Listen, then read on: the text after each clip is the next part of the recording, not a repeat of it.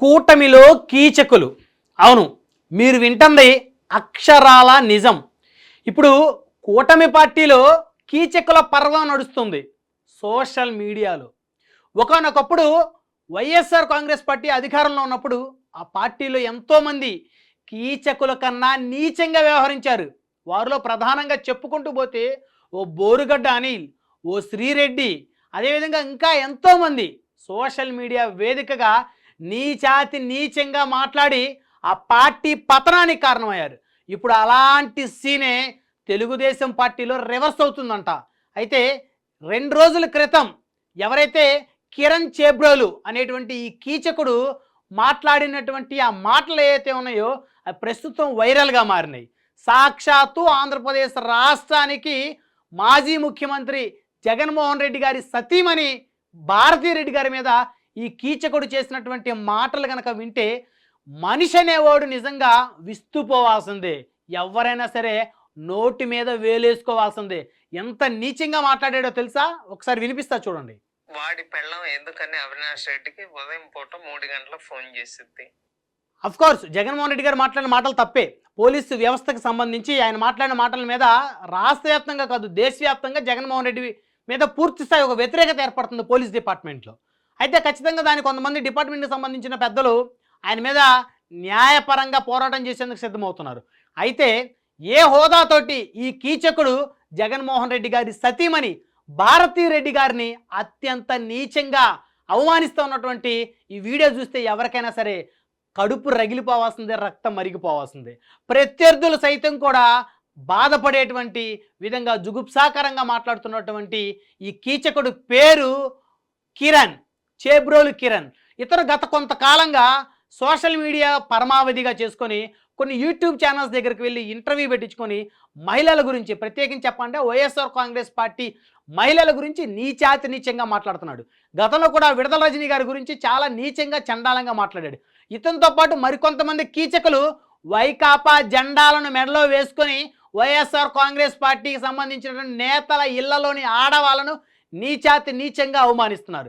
ఇది అత్యంత హేయమైన చర్య. అయితే తెలుగుదేశం పార్టీ అధిష్టానం స్పందించింది. కిరణ్ చేబ్రోల్ మీద సస్పెన్షన్ వేటు వేసింది. అతనికి పార్టీకి సంబంధం లేదని చెప్పింది. అతన్ని అరెస్ట్ చేయమని చెప్పేసి పోలీసులకి ఆదేశాలు కూడా జారీ చేసింది. అయితే ఈ కిరణ్ చేబ్రోలు అరెస్ట్కైతే రంగం సిద్ధమైనట్టయితే చాలా స్పష్టంగా తెలుస్తుంది. మరి గతంలో వైకాపా అధికారంలో ఉన్నప్పుడు చంద్రబాబు నాయుడు గారిని సాక్షాత్తు అసెంబ్లీ వేదికగా నారా భువనేశ్వర్ గారిని అవమానించిన ఆ తీరు అందరికీ చూశారు. నారా లోకేష్ గారు పుట్టుకను అవమానిస్తూ కొంతమంది చేసిన వ్యాఖ్యలకి చంద్రబాబు నాయుడు గారు అసెంబ్లీ వేదికగా వెక్కి వెక్కి ఏడ్చారు. అయితే ఆ సంఘటనలన్నీ ఈ తెలుగుదేశం శ్రేణులు మర్చిపోయారా? మర్చిపోకూడదు. తమ నాయకుడికి జరిగినటువంటి అవమానానికి అన్యాయానికి ప్రతీకగా మరి టీడీపీ జనసేన బీజేపీ కూటమి బంపర్ మెజార్టీ సాధించాయి. 164 స్థానాలతో అధికారానికి వచ్చినటువంటి పరిస్థితి. మరి అలాంటి తరుణంలో ఎవరైతే తప్పు చేశారో తప్పు చేసిన వ్యక్తుల మీద చర్యలు తీసుకోవాల్సినటువంటి కూటమి ప్రభుత్వం కానీ కూటమిలో అగ్రశ్రేణిగా ఉన్నటువంటి తెలుగుదేశం పార్టీ శ్రేణులు కానీ ఈ విధంగా కొంతమంది కీచకులు బూతులు మాట్లాడుతున్న ఇతర పార్టీలోని మహిళల గురించి నీచాతి నీచంగా వారి వ్యక్తిత్వ హననం చేస్తున్న, వారి పిల్లల గురించి వారికి పుట్టలేదంటూ ప్రచారాలు చేస్తున్నా కూడా తెలుగుదేశం బీజేపీ జనసేన శ్రేణులు ఎందుకు ఊరుకుంటున్నాయి? ఇలాంటి కీచకుల మీద వేటు వేయాల్సినటువంటి అవసరం ఉందా లేదా? అయితే ఇలాంటి కీచకులు తెలుగుదేశంలోనే ఉన్నారా? బీజేపీలో ఎంతమంది ఉన్నారు? జనసేనలో ఎంతమంది ఉన్నారు అనేటువంటి అంశాల మీద కూడా ఇప్పుడు రాష్ట్ర వ్యాప్తంగా చర్చ జరుగుతుంది. అయితే ఒక పక్క టీడీపీ అధినేత చంద్రబాబు గారు, మరొక పక్క జనసేన అధినేత పవన్ కళ్యాణ్ గారు ఇద్దరు కూడా రాష్ట్ర భవిష్యత్తు కోసం ఒకరి కోసం ఒకరు త్యాగాలు చేసుకుంటూ ఆంధ్రప్రదేశ్ని అగ్రగామి రాష్ట్రంగా ఈ దేశంలో నిలబెట్టడం కోసం వారు ముందుకు వెళ్తున్న పరిస్థితి. అయితే ఆయా పార్టీల్లో కొంతమంది వ్యక్తులు మాత్రం అటు చర్చా వేదికలో సైతం ఇష్టానుసారంగా బూతులు మాట్లాడటం అత్యంత హేయమైన చర్యగా భావించాల్సిన అవసరం ఉంటుంది.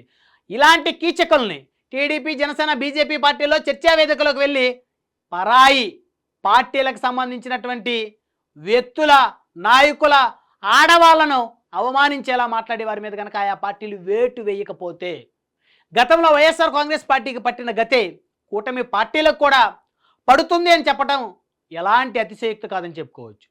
సో ఏది ఏమైనప్పటికీ కూడా కిరణ్ చేబ్రోల్ లాంటి కీచకులు చాలామంది కూటమిలో ఉన్నారు.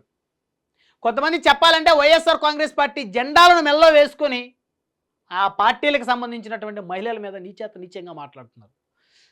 కొంతమంది వారిని వ్యక్తిగతంగా ఉద్దేశపూర్వకంగా ఎంకరేజ్ చేస్తున్నారు. అలాంటి వారిని ఎంకరేజ్ చేయటం వల్ల కిరణ్ చేబ్రోలు లాంటి కీచకులు పెరిగిపోతూ ఉన్నారు. కాబట్టి యావత్ సమాజం, టీడీపీ, బీజేపీ, జనసేన సంబంధించిన నాయకులందరూ కూడా ఇలాంటి కీచకుల మీద చర్యలు తీసుకోకపోతే, ఇలాంటి కీచకుల్ని అరికట్టకపోతే, ఇలాంటి కీచకుల్ని అదుపు చెయ్యకపోతే వైఎస్ఆర్ కాంగ్రెస్ పార్టీకి పట్టిన గతే కూటమి పార్టీలు కూడా పడుతుందనేది ఖచ్చితంగా చెప్పొచ్చు. గతంలో వైకాపాలో ఎమ్మెల్యేగా, మంత్రిగా పనిచేసినటువంటి విడుదల రజనీ గారిని క్యారెక్టర్ అసోసియేషన్ కూడా ఇలాంటి కీచకులు చేశారు.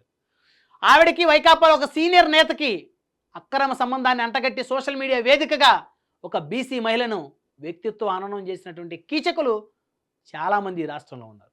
అలాంటి కీచకుల మీద కూడా చర్యలు తీసుకోవాల్సిన అవసరం ఉంటుంది. అదేవిధంగా గతంలో టీడీపీ అధినేత చంద్రబాబు నాయుడు గారిని, అదేవిధంగా జనసేన అధినేత పవన్ కళ్యాణ్ గారిని, వారి ఇళ్లలోని ఆడవారిని నీచంగా అవమానించిన కీచకుల్ని ఈ ప్రభుత్వం వదిలిపెట్టకూడదు. సో ఎవరింట్లో మహిళలైనా మహిళలే, ఏ రాజకీయ పార్టీకి చెందినటువంటి నాయకుల ఇళ్లలో మహిళలైనా మహిళలే. ఎందుకంటే వారికి రాజకీయాలకి సంబంధం ఉండదు. అఫ్కోర్స్ ఉన్నప్పటికీ కూడా వారిని వ్యక్తిత్వ హననం చేయటం, వారి క్యారెక్టర్ అసాసినేషన్ చేయటం, వారికి రంకులు అంటకట్టడం అనేది చాలా దురదృష్టకరమైనటువంటి సంఘటన, దురదృష్టకరమైనటువంటి పరిస్థితి. అలాంటి పరిస్థితుల్ని రాష్ట్ర ప్రభుత్వం కనుక అదుపు చేయకపోతే కూటమి ఒక బ్యాడ్ ఇండికేషన్ని ప్రజల్లోకి పంపినట్టయితే అవుతుంది. సో కాబట్టి భాష ముఖ్యం. సాక్షాత్తు చంద్రబాబు నాయుడు గారు అనేక సందర్భాల్లో చెప్పారు, పవన్ కళ్యాణ్ గారు చెప్పారు, లోకేష్ గారు చెప్పారు.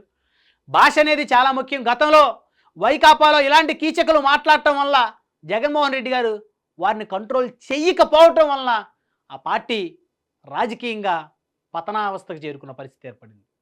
సో టీడీపీ, జనసేన, బీజేపీ 3 పార్టీలకు సంబంధించి ఇలాంటి వ్యక్తులను కంట్రోల్ చేయకపోతే కూటమికి కూడా బీటలు వాలే పరిస్థితి ఖచ్చితంగా ఉంటుంది.